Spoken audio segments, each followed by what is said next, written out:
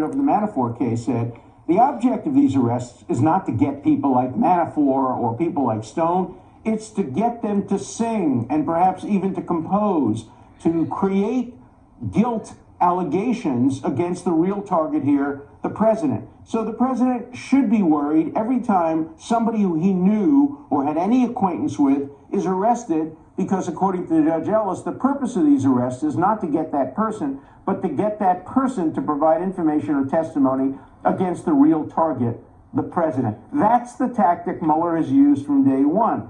As a civil libertarian, it's a very disturbing tactic. It's all too common among prosecutors, but it's very disturbing. What prosecutors do all the time is they threaten people. They say, if you don't testify, we're going to put you in jail, your family in jail. Now, people object to the fact that Trump and Giuliani made alleged threats against Cohen's family, and that's wrong if that happened.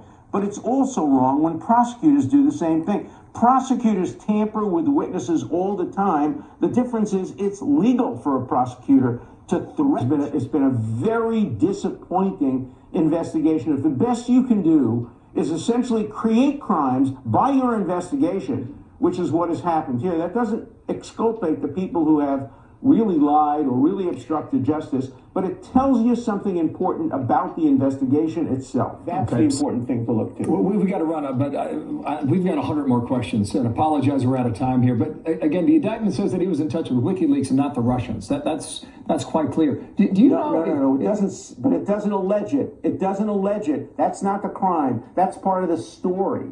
That's the important thing. Interesting. It's part of the story. That's not alleged as a crime, so it doesn't have to be proved at trial. It's like just writing something, scribbling something on the wall of a bathroom, accusing somebody of something. There's no opportunity to rebut that because it's not charged as a crime. Okay, that's so important. The storytelling part of this is just storytelling. I just want to get this last question. Stone's been saying for 2 years that he's likely to be indicted. Why does it take 2.5 years to get to this point? How come?